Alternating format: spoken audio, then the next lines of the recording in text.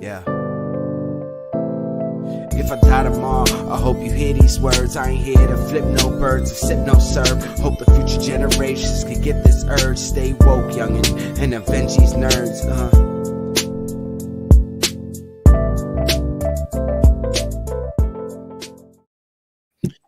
And welcome to a special Wednesday live episode of Nerds of the Round. It is your boy Tone from across the hall. It's your boy Law. And we have a special guest host, Alex from Wayward Raven. What's up? What's up? Yo, AKA Sebastian number 1. Yes. the true Sebastian. Yeah. I got some. We're gonna have them do like a Highlander thing at some point. That's true.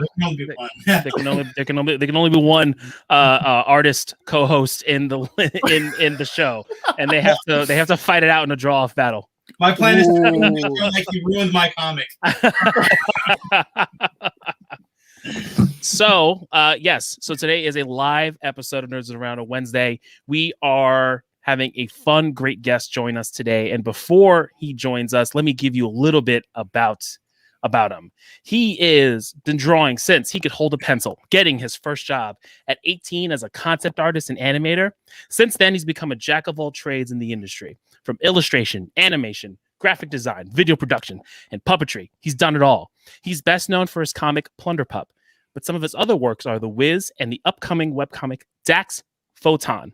When he isn't creating, he's teaching via his Get in Tune cartooning program, inspiring children to unleash their inner artist. You can also find him every Tuesday night streaming his show Get in Tune Live, where he interviews artists, writers, and other creative folks. And if that's not enough, due to his dedication to art and art education, he was presented a proclamation from Westchester, New York, that October 5th, 2019 be named Michael Grassia Day. So let's welcome him to the show and wish him a very special happy birthday. What's going on, Mike? How are you today? Doing very good. Thank you for having me. What an intro. Yes. Thank you. Yeah. I didn't think I sounded so impressive. Nah, I do. We do what we got to do. This guy. we never think we're impressive. It's always our friends who have to remind us. Yeah. So what's and going you're on? joining us on a very special day for nerds. This is our 100th episode. Wow. Not yet. Almost. Almost? Almost. Yes.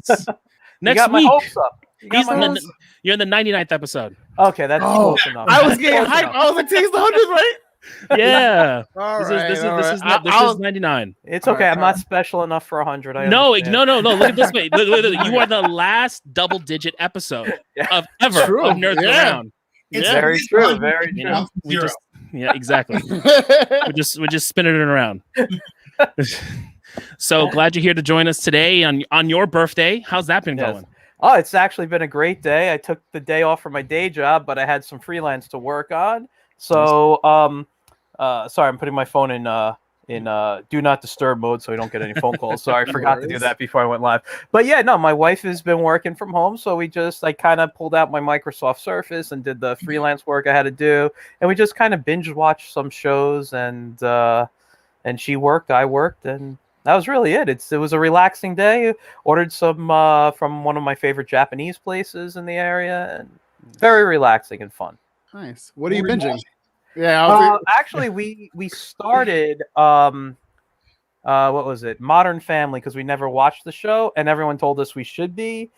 And it's one of those shows I'm upset I never watched from the beginning. I'm very picky when it comes to sitcom shows, and even though I always enjoyed some of the actors because I've seen them in films and other things, I never really watched show. Caught an episode here or there, and so that was that for today. Nice solid day. Yeah. Very relaxing, and ending it on a fun show here. So yes. Well, we hope so. We hope. Right. That's the plan. I mean, I'm on it. It's not going to be good today. I would say don't get your hopes up, but there's nowhere to go but up from here. That's true. That's true. Oh, That's very okay. true. All right. Yeah. So, what we like to do when we have someone come on for our Creator Series shows, we like to ask you, what is your origin story? I know I gave down this list of all these things you've done, but from hearing it from you, where did you come from?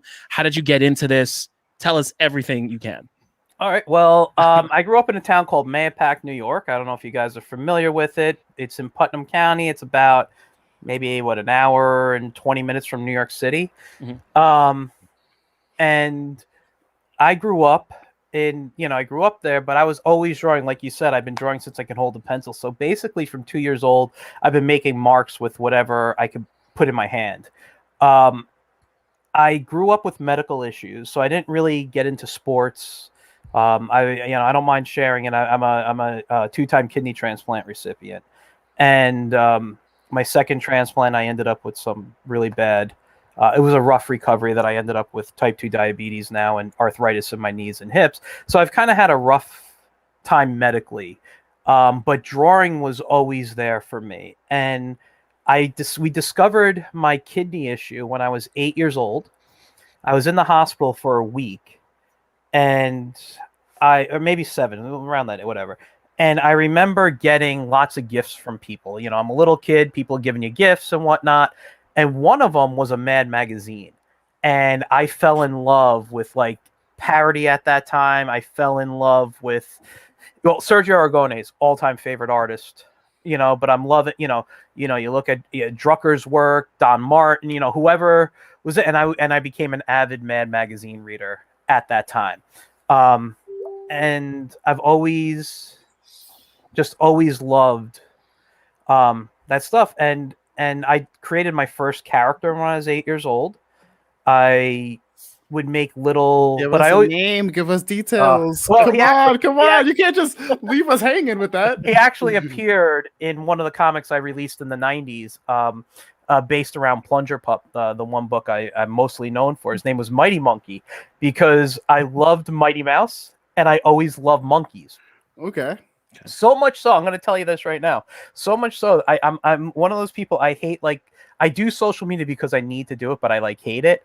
Mm-hmm. But my wife got me into watching TikTok videos, and the one I'm always going to, there's this monkey named George on there, and they're always getting adorable. I freaking love him. And every night before bed, I go on TikTok and I watch 2 or 3 of his videos because he just cracks me up. But yeah, and monkeys are my favorite animal, by the way. Mm-hmm. Anyway, okay. But I just love that stuff, and I didn't realize that Mighty Mouse was a parody of Mickey Mouse and Superman at the time. So I parodied a parody already, and and I started making flip books. I really wanted to animate. So what I would do is I would record. This is back in the time of VCRs, guys, and I would record cartoons and play them back and pause a frame number 1, and that's how I learned to draw cartoon characters mostly. But what I ended up doing was playing in slow motion, trying to figure out if I could, trying to figure out how they animated these things. And it wasn't perfect. But I want to say by the time I was 13, 1989, The Little Mermaid came out, and they were having behind the scenes on the news. And I was seeing oh my God, this is how they do it. And I was like, this is really cool. And at the same time, for Christmas that year, my parents gave me a How to Make Comic Strips set by Bruce Blitz. I don't know if you guys know Bruce Blitz. I have his books. Yeah, I still have it. I have an autographed copy on my shelf near me here. He actually was on my show. I got to interview, one of the happiest and I think fanboy moments of my life. That's awesome. I honestly, I saw that in your listing. I was like, man, you got to meet him, but I missed it. Yeah. Oh, you can go back and watch it. It's on YouTube. But yeah, no, Bruce was a fantastic guy. I met him at a show a few years ago, and we've kept in contact. Actually, it's hard to tell, but if you look behind me, the picture closest to the shelf, that's a caricature Bruce did of me at a show. That's awesome.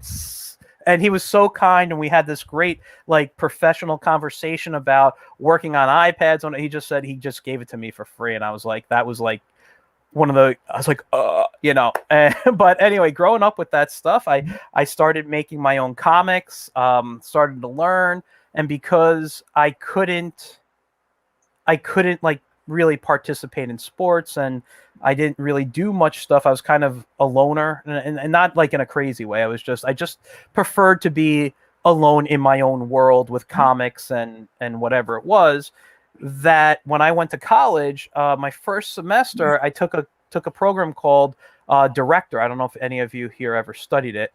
And I loved the animation portion, hated the programming portion. And what happened was I really wanted to be an animator. So I was while other people were making these interactive presentations, I was taking my characters and making them move and like programming, like click here, and the character would walk across the screen and like ring a bell or something. For the youngins in the audience, that was before Flash. Yes. Yes. Ooh. And I didn't. That's why I never heard of it. I was like, yeah, I never heard of that. It's from a company called Macromedia, which eventually ended up buying Flash, and now Adobe owns it and calls it Adobe Animate. But which I love that program too. There's wisdom in this gray, right, Mike? Yeah. and so I didn't realize I was doing like the basics of game making. Mm-hmm. And this guy came to the school looking for people who he was starting a new educational video game company out in Terrytown, New York. And he looked at my work, saw what I was doing, and asked me if I wanted to intern. Well, I only interned and basically worked for free for about a month before he started paying me. And I was doing character design. And within a couple of months, because I knew Director and I knew Adobe Premiere and I knew Adobe After Effects, he's like, "You want to start animating for me?" Yeah. So I worked on and off with him freelance for about a year and a half. It was a good learning experience. There was some issues that it was a good to get out of the way young in my business world, with dealing with people who, the boss was from Korea, and that was where the real big problem was. Mm-hmm. They worked differently in Korea. I was in college, so I had to leave to go to classes, and he would alter my paycheck because in Korea you stayed late and didn't ask for stuff. Nobody walked out on their scheduled time, and I'm like, no, I'm in college, I'm doing stuff, so I had to. Hey, what's going on, brother? Yeah. What's up, George? George is on. Hey, George. Great guy, George. Love his stuff. And so that was, that was it. And then from there, I went into graphic design. I did some early web animation back in the late 90s, early 2000s. I did a bunch of stuff, and I just try to follow what I loved doing, and as an artist, I'm sure you guys are this way. You just love so many things. You just want to try to do it all, but you gotta kind of take your time. So like when I did puppetry, I was in school for my master's degree and I had to do an apprenticeship. So I'm a self-taught puppeteer and puppet builder, but then I found someone who studied under Bill Baird, if you guys know who he is. But I learned classic marionette and rod puppet building. Oh wow. Yeah, so Very cool. that's basically the story. I mean, I ended up self-publishing comics. I mean, I don't know what else I need to say. I feel like That was awesome. Yeah. There's so much to that. Like, Yeah. there's way more than just Tone mentioned it. No, Yeah, you gave us way more. There's a whole history there. Yeah. Comics and then all this other stuff. Yeah. Yo. Exactly. Well, For real. comics, I will say this, comics and animation have always been my two passions. I mean, really, when it comes down to it, I think it's storytelling in general. I love to tell stories. And the reason even though I collected comics, I've always been more of a strip guy. I got tons of like comic strip collection books, everything from the Phantom to Calvin and Hobbes to Hagar the Horrible, BC, it doesn't matter. I love those things. But I got boxes of Superman and Green Lantern and whatever. I've always loved the stories, but I found, and the reason I went into comics was because I found I can tell my story quicker than animating. But I do love animation. I love the process of animating. These days, today's like, you guys said my birthday, I'm 45. I'm at the age where I like more of the pre-production work than the actual animation.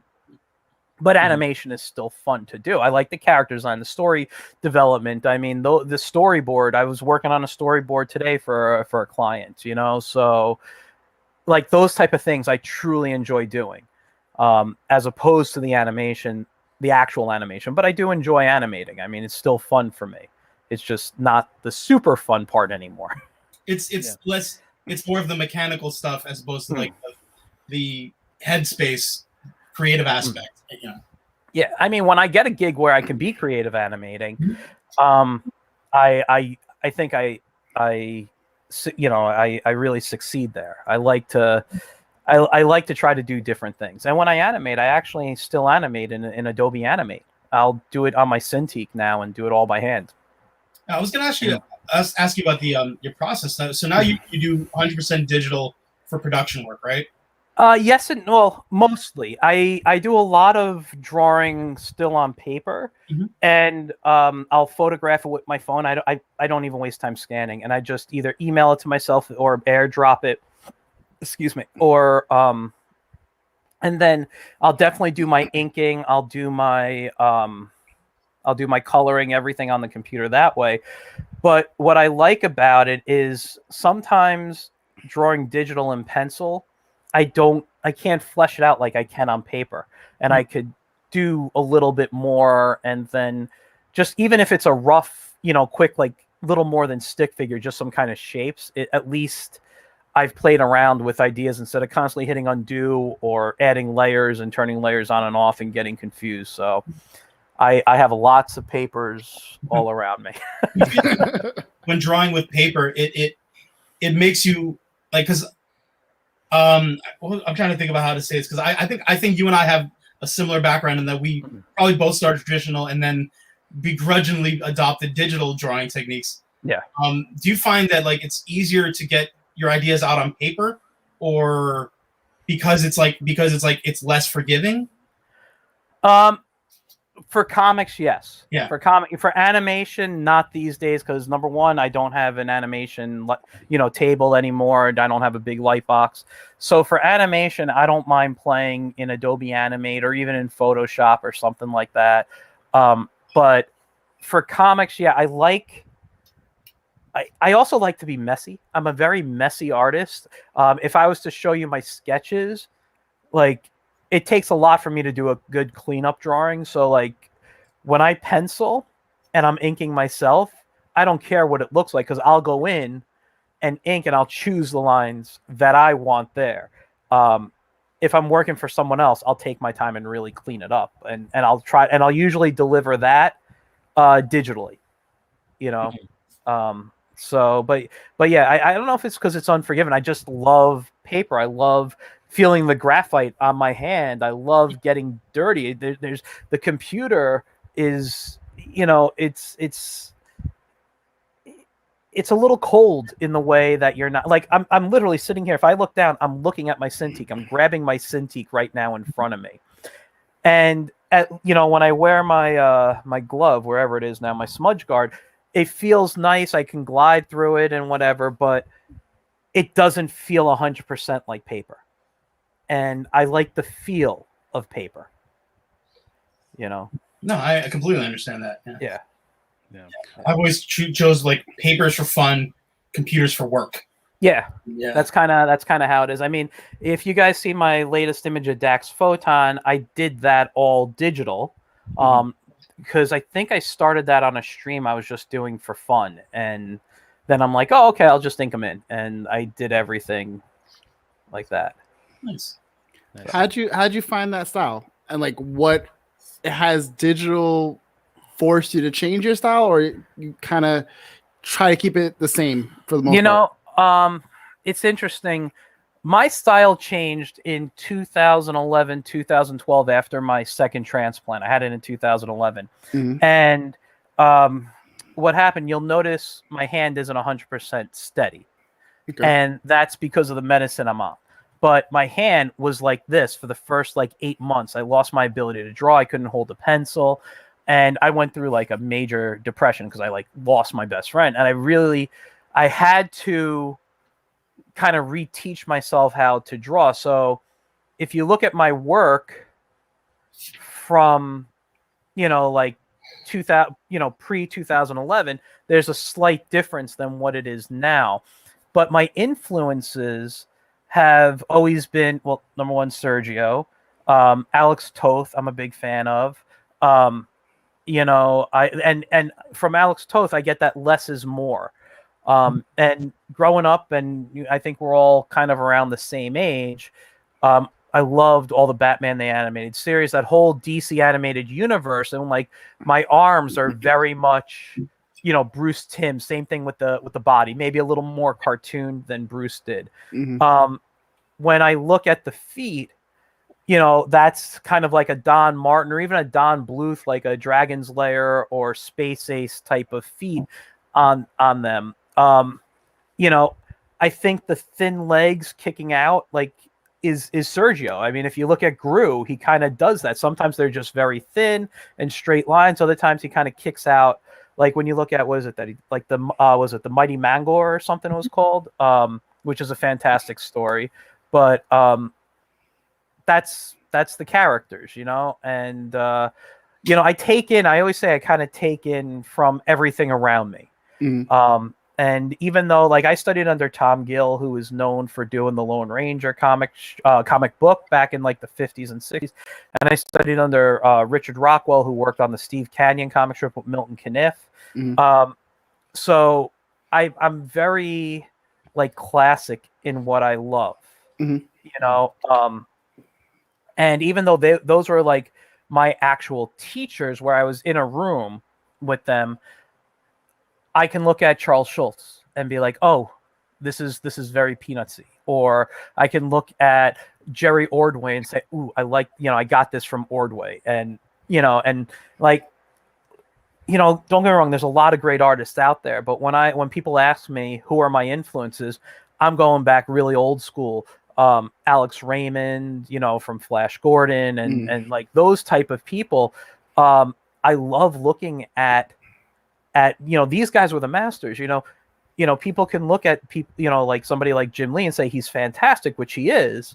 But who is Jim Lee looking at? And it's like, I don't know if he was looking at these guys, but I'm just saying, I'm a Buscema fan. I'm a Romita fan. I prefer Senior to Junior, but I love Junior's work. You know what I mean? It's like there are things I like about all these different things, but I'm always looking at the old guys. My favorite Superman is Kurt Swan's Superman.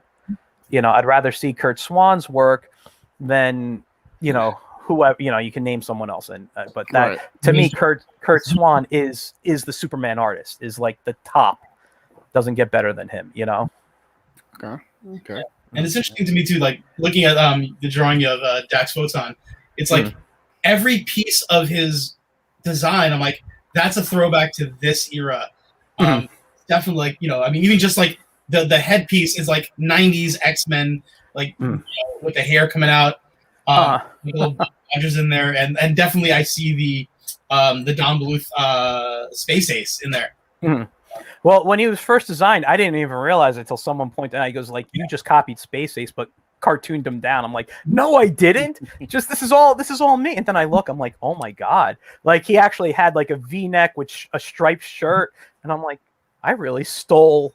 I'm like, I can recognize the Bruce Blitz eyes. Yeah, and that's the other thing. His eyes are definitely Bruce Blitz growing up, reading his books, looking at his videos. But if you look at strips, a lot of strips use them. I think BC kind of used it, and even Calvin and Hobbes used it on occasion. Yeah. But yeah, so that's it's just wherever I see something, I take it in, and if it works for me, it works. And Nice. and speaking of Dax, so that's coming up this year. So could you tell us a little bit about like when we could be expecting it? What types of adventures and mishaps he potentially may be getting himself into? Absolutely. First, I just want to say thank you to Ari who commented, and I know George said he loved Dax. I saw that comment earlier, so thank you. I appreciate that. So the way Dax started, I used to teach college on a full time. Now I kind of more of adjunct and all this stuff. But I had a high school student come in, take like an early class, and it was a storytelling. It was called visual storytelling class. It was a class I created for the school. And what I would do is I'd teach kids basically how to interpret scripts, write storyboards, create characters, all the basics. It was like a 9 or 10 week class. And there was a kid who came in, and his name was Thaddeus Neptune. I'm like, that is like the coolest name. You got to be like, I'm like, you got to be a rock star. You got to be something. That is like the name of a famous person. And I told him, I said, listen, dude, I'm using your name. It's not going to look like you. It's not going to be you, but you have like the coolest name I've ever heard. Awesome. And I started creating this character, and I'm like, it sounds like maybe it's a Green Lantern or something, you know, like I thought sci-fi. And so then I'm like, okay, you know what? I started drawing this character, Thaddeus, and he was a hero. And then I was forming his team, and then Dax came on the team, and I just loved Dax's design, and he kind of came to the forefront. So Thaddeus is now in the book. He's changed from the hero to a different, you know, to another character who's in the story, but he's not like he's not part of the hero team anymore. He moved on. I just thought he would work better somewhere else. So what happened was I had this idea floating around for a while, but I didn't know how I wanted to write it, how I wanted to start it.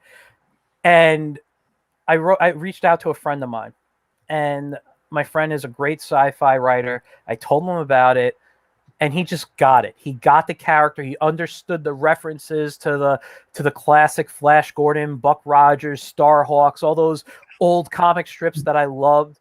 And he was like, I got, and so everything he sent me, there was very little notes I had to give him.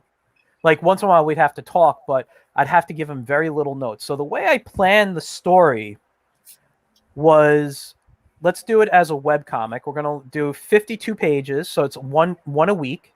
And actually now it's going to be like 56. We had to go a little over, but oh, pish posh. Yeah. But I said, let's give it away for free. You know, I know, you know, who knows when the world's going to get back to normal. So people are still going to need webcomics. Not that there's not many. I mean, they're all over the place. But more, but more people I think are reading webcomics these days than they're reading and going to the stores. Now I love print. I've always loved print. I want to be a print guy for the rest of my life, but I got to go where the market is. And I said, let's try to build an audience up in a year. And then what we're going to do is we're going to release it as a book, but we got a few other characters in there that have such great stories that we haven't explored. Let's do a few short stories, put it in the book, and then whether I run a Kickstarter or whatever it is, post it on something people can download from, I don't care, whatever it is, we'll give, you know, we'll do that, and we'll sell it as a book with extra stories in there. So we have about 10 pages I have to review. He hasn't sent them to me yet. I thought I'd get them next week, but I don't know, something happened. So I'm hoping to get them within the next week or so. And I want to start drawing it in the next month. Because the thing, I didn't want to write it. I just said, I don't want to write this. I just want to draw it. So I plotted out the story. I said, this is the story idea I have. These are the characters. These are their personalities, their jobs. I listed everything. And then I said to him, you're the writer. This is what you do best. Write it however you think the story should be told. And I will give you my notes. If I think it's wrong or I think we should go a different route, we'll talk. But these are the important things that happened. You tell me how we get from point A to the end in point B, you know, and you're the one who figures that out. I will just, and I'll draw how you write. And he was totally into it and everything. And that's what it is. And what Dax is, he's your typical, he's your stereotypical hero, you know, thinks he's like perfect and everything, and doesn't realize that, you know, really working as a team is, being the star, being the guy in the forefront doesn't mean the team isn't important. Doesn't mean you don't become, these aren't your friends or even become family, even if it's not through blood, they're your family. And things happen, and Dax has to be on his own and realizes how wrong he was with his attitude and the way he went through life. And I'm not going to give the story, but it's a story really about family, about friendship, about knowing who's the people really in your corner and really there to help you. And that's like at the core of the story. But hopefully we are telling it in a fun adventure with some humor. It's not a full blown out humor book, but there is humor in there. Nice. Very cool. Yeah, definitely all need that. Yeah. Thank you. I appreciate it. And everything goes based on how I draw. I'm hoping to release it end of spring, beginning of summer. If not fall, the latest. Everything depends on my freelance schedule and what's going on with me. But because this is more of a passion project than anything. Yeah. So I will be drawing on and off. As you know, I'm going to start within the next week or two, but I'm going to just really start going. And if I can keep the schedule I have, I can probably knock out inked about 2 pages a week. And once I get to about 25, 30 pages colored, I'm ready to release. So thank you. Who is the savvy budgeter? Thank you. And Kelly, thank you. Nice. And so will Dax, like, so are you gonna have your own website? Is it gonna be launched on your site, or will it be like how you did the Wiz, which had its own Instagram account and kind of just followed that way? I think Dax is going to be drawn more in comic book style, but treated as a web comic. One of the things I learned studying under Rockwell, and I kind of always knew it, but it was when he told it to me that I'm like, oh, that makes a lot of sense, is that the last panel, in whether it's on a page or in a strip, should make you either want to turn the page or come back to the next day to read the strip. So that was the one note I did give my writer, that make sure every page, the last panel, is interesting enough that they want to come back and read it, or if it's in book format, that they want to turn the page. So that was it. That was the biggest note I gave them. So I'm thinking of building a website. It's not going to be Instagram, because cutting up those type of pages for Instagram is going to be a little more difficult. But I haven't decided if I'm going to go on something like Webtoon, which I'm okay with doing, or building a website and just trying to direct traffic, but it will be promoted on my social media. Nice. I'll probably create a new Facebook page for it as well. Nice. With my other 12 pages I own. Gotta put in that work. Yeah. It is funny, as a webcomics creator, sometimes how much you have to focus on not just drawing, but the technical stuff of pushing it out there, promoting it, building a website, uploading, and yeah. It's a whole separate business. There are days I don't draw because I'm just focused on this is the business. And today I got there was 2 or 3 days before the new year started. I sat down and all I did was work on my marketing plan for 2021 and figured out when am I, I'm sorry, what'd you say, Alex? Plan? You plan? Yeah, well, here's the thing. I work as a freelancer. I do have a day job, and not that I hate my day job, but it's not what I went to school for. It's not what I want to do for the rest of my life. And I want out of it only because I want to do art. Now, whether that means I freelance for the rest of my life for someone or get a gig full-time doing art, or I can make a living off my own selling my books and other products, I'm cool with whatever. I'm always going to create. So if I'm just creating and selling on the side as a side business, I'm good with that, and continue to freelance and do art. But, the dream is just to work on my own stuff and not have to, do other things. But I just want to make art. That's been my goal since I can remember. And I never wanted to be famous. I never wanted to work for Marvel, DC, Disney, any of them. And not because I wanted to do my own stuff.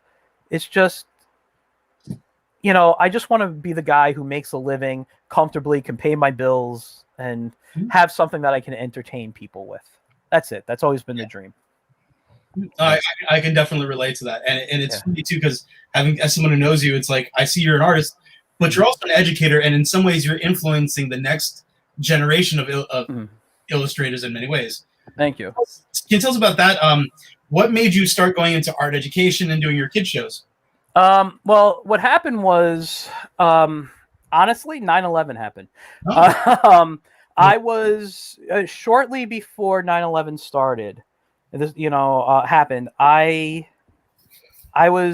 just started teaching to take a break from freelance. I was, not to have like a bit of an ego, but back in the late 90s and early 2000s in the Westchester, Putnam, and Dutchess County, I was like the go-to, like, kid genius there. I worked in so many different things. I was working for print houses. People were just, always calling me, and it's nice. That feeling was great, and I met tons of great people, but I was starting to burn out a little bit in graphic design specifically, and I was like, I just need a break. So there was this girl I was tutoring in computer art. So somebody just found me and said, "Can you tutor me?" So she was I don't know, I was in my 20s at the time, and she was probably in her 40s, and she goes, "I just got this job at a college, and they're looking for someone to teach some 3D classes." And I was doing 3D art at the time. So I applied, and I'm like, "Oh, this is a nice little break from all the freelance. I could cut back a little bit." And then 9/11 happened, and freelance like dried up. We're last to be hired, first to be fired, unfortunately. And I did well at the college that they just kept giving me more and more work. And in the meantime, I did have other jobs where I'd work for art centers and teach kids cartooning or whatever it was. So I was always kind of in education without realizing it. And then in 2008, I got married, and I'm like, I can't have all these different jobs. I kind of need something a little more steady. I don't want to have me and my wife living with my parents and, that kind of life. So I asked the college, I said, "Do you guys have an opening?" And someone just left in my department during the day, and they're like, "Yep, come on in." And I kind of started full time because I had two, besides them, I had an offer at the art center. But because of my medical issues, the college had a better benefits package, so I went with them. I would have preferred to stay at the art center, mostly because I got to dress in regular clothes and I got to do different types of art constantly. But I really enjoyed teaching at the college, working with all the different age groups that I had. I taught both day and night classes. And then when it got to what happened was I started working with kids, like I said, at the art centers, and not having a lot of money, I started approaching Comic-Cons and saying, "Listen, if you give me a free table, I'll do a panel or a workshop for the kids or whatever it is." So things like, "Yeah, I'll give you a free table if you can keep kids happy for a little bit." And so I started traveling and getting some tables for free. And then I did Kids Comic-Con, Alex Simmons show, and I met Mike Lopez. And Mike Lopez and we worked with Kids Comic-Con, and eventually we kind of wanted to do some different things, and we branched off and we did our own, and we started running kids sections at other shows that Kids Comic-Con weren't at because we didn't want to compete with them. Mm-hmm. And we still worked with them. We didn't want to be like rude and be like, "Hey, we're taking your stuff." It's just let us go to other places and whatever. And we did that, and shows when we started getting bigger and bigger and bigger. For the kids section, we'd find the artists, they'd give us the tables, and we developed the programming. Then with COVID happening, things obviously changed, and we started doing what we call, our chats. And I kind of stopped because,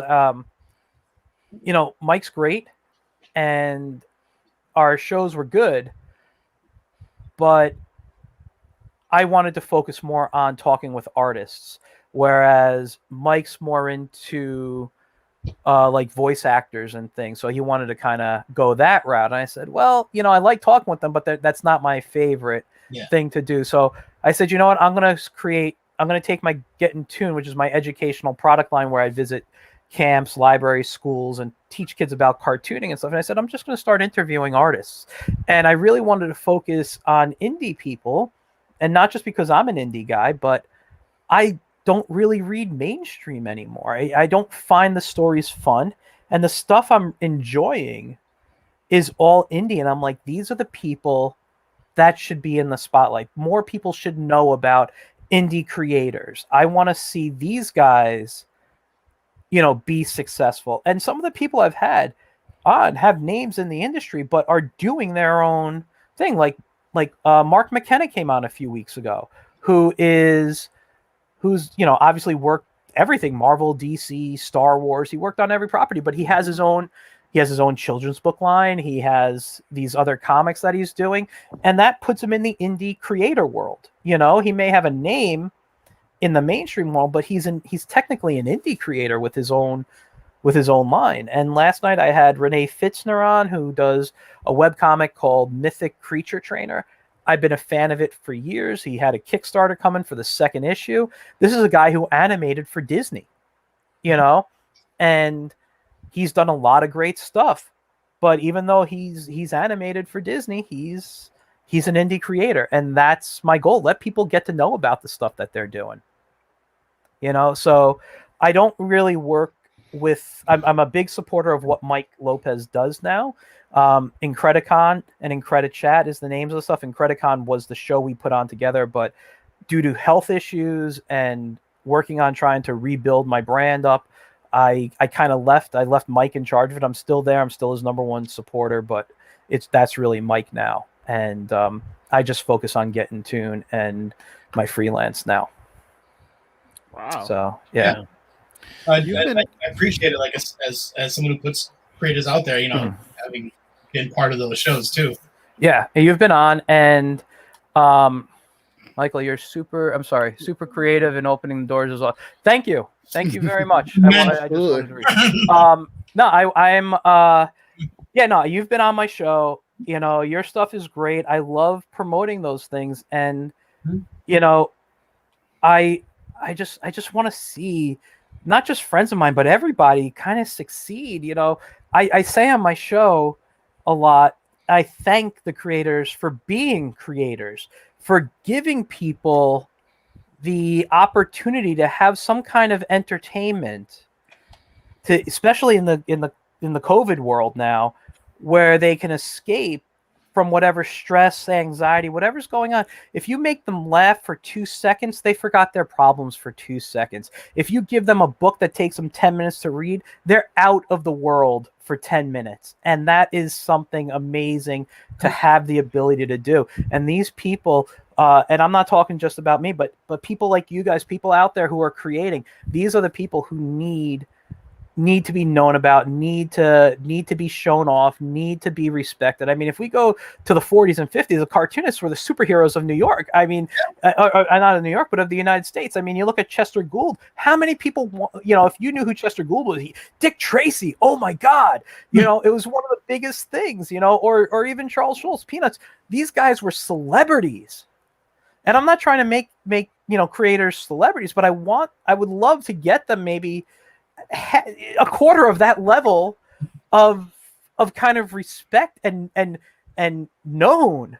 You know what I mean? Like, just let these people create and share these great things that they're doing. Yeah, 100%. I mean, doing this show with Law and Seabass, I've been able to read different things from different creators, just independent artists like I just would never have heard of because of the show and the reach that Sebastian has with a lot of the folks. I started like backing Kickstarters. I was never like a Kickstarter backer because you didn't really know, but like all the artists we've been meeting, I'm like, yeah, I'm going to put money towards your Kickstarter. I believe in it. I want to see it. I want to read it. So exactly. 100%. Yeah, I do the same thing. And because of my love for storytelling and the indie world, I have reached out in the last week or so on different Facebook groups. I do a show called on Saturdays at 10 a.m. Eastern called Storytelling Saturdays. Storytelling, like I said, has been my passion. I created the class for the college. I taught it for years there. So it's an educational show where I talk about storytelling, visual storytelling. So right now I'm focusing on comics. Sometimes I have guests on. But I started reaching out to indie creators and saying, send me a PDF, even with a watermark. I'm not trying to get these free things. Just send me a PDF of your story. Let me read it. And I'll spend 10, 15 minutes. Maybe I'll pull 3 to 5 books. Let's talk about the stories. Let's promote these people.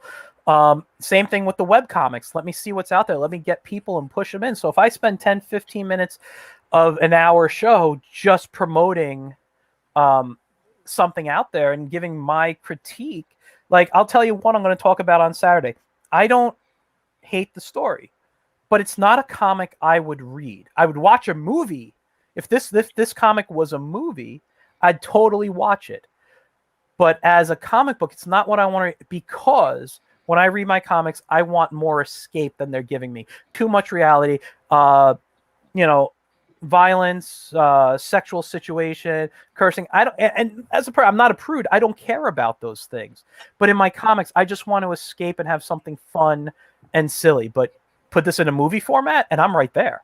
You know what I mean? I think for me, as a reader, it's in the wrong genre. But that doesn't mean there are people out there who don't want that and wouldn't spend the money on it. And I'm going to make sure the link is out there for those type of people who like that stuff, So I'm not the type of person to say, well, this isn't for me. This is a terrible book. No, it's not for me.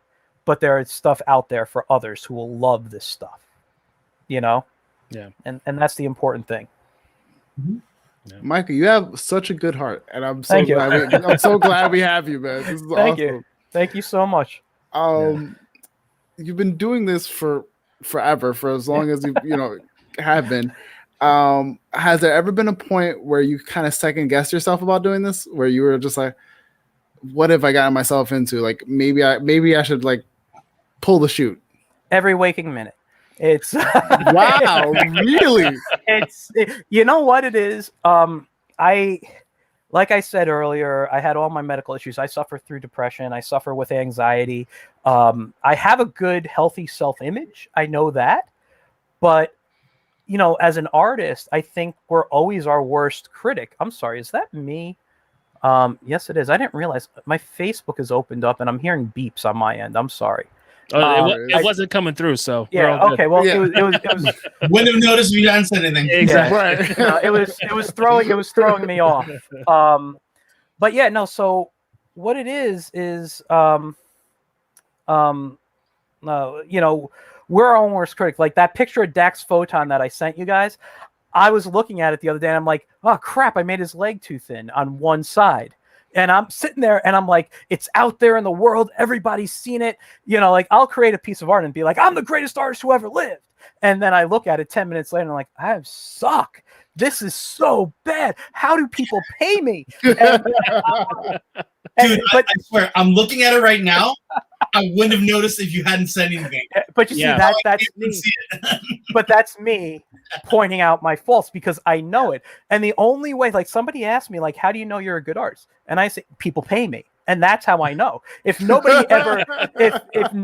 ever paid me to do my work, I'd be like, am I really good? The thing that keeps me going is, people giving me money. I mean, I hate to say it that way. Wait, you're getting paid for this? What? You're getting paid for this? I hope so. No, but I mean, it's but that's the thing. Like I get my freelance work. People like my work. I know when people look at my work, there's a feeling of nostalgia. I have a very Hanna-Barbera influence in my work. So, you can see Looney Tunes sometimes in it. And most of my fans are other artists or parents, who grew up in the stuff and be like, oh my God, that looks like this character I knew as a kid. Or it throws them back. My style is, I don't want to call it retro, but it does it gives a feel of nostalgia to it. And I think it's kind of like, if you want to call it a modern retro style. Mm-hmm. I don't know. I like that. Thank you. Yeah. I don't know. If it's not a term, you made it a term. Yeah. If you can have a term like retro futuristic, then you can have modern retro too. Yeah. Yeah. And yes, subscribe. Please subscribe. Yeah, it's my name that says at Michael Grassia. You can just go on YouTube and subscribe there. I'm sure we're gonna have links for the lazy people. So we do. We definitely have links. Awesome. We usually Thank have those on the bottom. Yeah. But something I wanted to ask you, because you are creating and one of your new creations that you shared with us is your children's book, Yes. Oodles of Doodles. Yes. And I've got I wanted to know, as I was I flipped through the preview that you gave us, and I got a sense of Curious George automatically, just like for me. But then you had also mentioned your first drawing, Mighty Monkey. So is also a bit of Mighty Monkey in the character of Oodles of Doodles. Actually his name is Doodles. A friend named him for me. Okay. But what happened with that? First of all, yeah, I can see Curious George, but I'll tell you that I spent I don't know how many weeks trying to design this character. And then I'm like, oh, it's too cute. It's too real. It's definitely cute. Thank you. And what happened was I was looking. I'm a big Disney fan, and I was looking at a picture of Mickey Mouse, and I was like, his design is so simple. So I started drawing Mickey Mouse, and then instead of taking the ears on top, I brought them down and gave him monkey ears. And I'm like, if you look at classic Mickey, he's got the mask, with the big eyes. That's all I did. And then I put the ears lower. His body is Mickey's traditional body, but rotated, so he's kind of hunched over. And the arms and legs kind of have that noodle shape to it. Mm-hmm. Mm-hmm. So really, he's just a monkey version of Mickey Mouse. That's all he is. What? I'm sorry. Distinct. Yeah. So that's what I did, and I'm like, okay, so that's how I create. I'm like, why am I stressing myself out? Mickey Mouse is the most simplest designed character. Why don't I just take a look and take a lesson from what they did? No, there's something to be said about simplicity too. So yeah, I mean, it saves you trouble from drawing as well. Yeah, absolutely. And going through your preview, I noticed that you had dedicated this book to your nephews. Did this idea come from the stories that you shared with them, like those experiences? Not Oodles, not Oodles of Doodles, not that book. But when I have 5 nephews, 4 on my side, 1 on my wife's side, and my wife's side is he's 5 years old, and my other nephews are between the ages of 13 and 18. And when they were little kids, and I still do this with the 5-year-old, I just sit and tell them stories. I wrote a children's book that I never got to draw because one day I had to babysit my nephew Michael, who's my sister's kid, and he was like 3-4 years old, and he's all full of energy. And I just had a long day. I'm exhausted, and I'm laying on the couch at my sister's house, and he kind of climbs up on top of me, and he's like, play. So I start doing a puppet show with my hands. And and they're like, who are they? And I'm like, oh, this is Ricky Raccoon. And I started just making up a story. And then when I came over the next couple of times, he was like, give me a raccoon story. Tell me about what's going on with these characters, these people. So, I'm invested now. Yeah. So I used to just sit, and it was great because I can lay just down and sit on a couch and be like, and I was doing puppet shows for him. I have other nephews. I always liked to read children's book. One of my nephews was really big into superheroes because when I lived in Mayapack, he was always at my parents' house when I lived there, and he'd come down, he'd see my comics, my toys, all this stuff. So he got into superheroes, and we would just have all this imaginative play with superheroes. So I'd actually get on the floor with him, and he had all the DC Universe characters, which they all got rid of. I'm very upset because I would have loved to have taken them. But yeah, no, it was just I would tell stories with these characters. So my whole thing didn't matter which nephew I was with. At some point, I always told stories with them, and it was one of my most favorite things to do. So nice. Yeah. You can definitely see the love. Yeah, thank you. Absolutely. Thank you. Yeah, I think everything you've done and you've told us about has been touched with a little bit of your love. So I appreciate you for sharing that with us. Thank you. Yes. Yeah. I'm glad it has given you a big sense of ego too, because you're one of the most down to earth people that I've ever met. And Thank you. But on that end, what's it like having your own holiday, dude? Yeah, man. You know- What's about? Yeah, I got a day dedicated to myself. Like, let me tell you. First of all, that was the biggest surprise. That was given to me at the Mount Vernon Library Comic-Con, and they asked me if they can give me an award for my dedication to the arts and art education, and I said absolutely. I'm not going to turn down any kind of award. No, but I was like, no, yeah, it's very nice because I know a few of the people who work there, and they were. And before the show started, they reached out to me to ask me and I kind of just gave them some advice and directed them to some people. And I did their show, I think, twice. And out of the 3 shows that I believe they had, and I'm like, oh, this is nice. So I said, thank you, I'll take it. And I got up on a stage, and I was up there with a few people, and me and another friend of mine were surprised by the Westchester Board of Legislators, and they gave us they named a day after us. So Michael Grassia Day became October 15th. And I didn't even know what to say. I was very honored by it.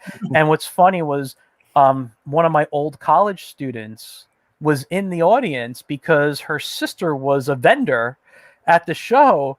And she was one of the people clapping the loud, very happy because she was a very good student, and she always appreciated what I taught her. And I was like, it was just nice to actually know somebody in the audience and see that. I was very happy. oh man. And it was just great. It was like a surprise, and I was very honored. The award hangs up on the wall by my drawing table there, and the proclamation is actually next to a Mighty Mouse comic I have hanging up on my wall over there. As it should be. Yeah, nice. and so when October 5th came, my wife and I drove to the Westchester County Center because they had my name was on the Jumbotron, and I took a few photos. It says Michael That's Grassia. so surreal. It was the most weirdest. It was one of the most weirdest experiences of my life to be standing at the Jumbotron and getting some photographs, and so yeah, that was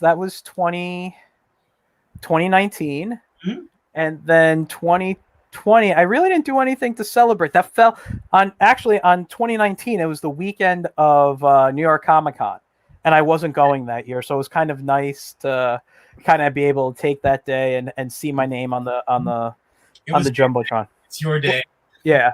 So now I tell people I got 3 days. I got 3 days a year. I got my birthday, which is today. I got June 21st, which is the day of my second transplant, my anniversary, and I got October 5th. So those are my 3 days a year I take. Nice. Nice. Oh, that's awesome. Yeah, it definitely is. Definitely. Thank you. So. Oh man! All right, so we're definitely getting to that hour. So we want to know what can give us all the links where everyone can find you. This is, as Sebastian calls it, the plug hour. In honor of in the description, Sebastian will do that work. Yeah, exactly. So it could just lay it all out there where everyone can find your work.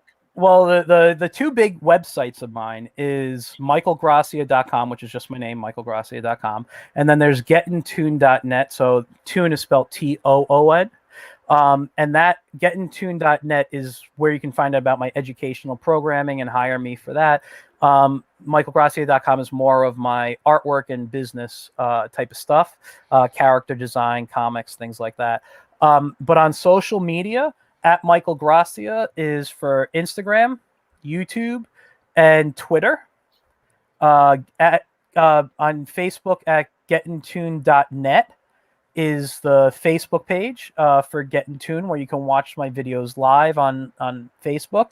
And if you have Twitch, I'm Toonmaker76, so TOON still Toonmaker76, and that's really it. Those are all the places. I mean, if you want to find me as an actual friend on Facebook, it's just my name. If you just wanted that, there's also Michael Grassia Studios, which is my company on Facebook.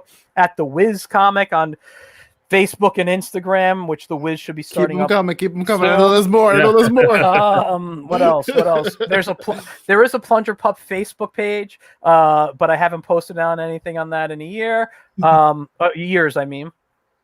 I'm sorry. Happy birthday, Michael. Great interview. Looking forward to Daxville and another great show, fellas. Can't wait till 100. George. Thanks, George. You're doing a WandaVision talk, huh? Yeah, we've been doing it. We do them every Tuesday. Oh, this is from I guess Sebastian. Thank you, Sebastian. It was probably Sebastian. I guess. Wants to start the breath punches. Yes. But yeah, actually, my Saturday storytelling show, I'm waiting for WandaVision to be completed, and I'm going to do a whole programming of just that, the way they told the story, because I'm actually a huge fan of classic sitcoms that they were doing in the beginning. And to me, the Dick Van Dyke Show might be the funniest sitcom of all time, and it's it's just one of those things where I love that type of storytelling that they're doing, and how they brought into that. And I can go on for hours about that, but I know we're wrapping up, so No worries. No worries. But But, we gotta have you come back. I'm very happy to come back. You guys are great fun to talk with. Same here. Yeah. yeah. So Thank thank you, Michael, for joining us. You sharing your stories with us. You truly have a heart of gold. You're giving back. You mentioned earlier that you just want to be an artist and just kind of make a living off it and pay bills, but you're doing far more beyond just paying the bills and influencing people of the future. So thank you for that, and you truly deserve all the recognition you got from Westchester. So thank you for coming on tonight, and happy birthday. Happy birthday. Thank you, guys. I really appreciate it. Always great. Right. You. Yes. All right. Thanks, guys. No, of course. So that's it. That's it for our special live Wednesday show with Michael Grassia. Happy birthday special. Yes. And we will catch you all next week, Tuesday, for our next follow-up for WandaVision. But until then, it is your boy Tone from across the hall. It's boy Law. And it's not Sebastian, it's Alex. Have a good night, everybody. Bye, guys.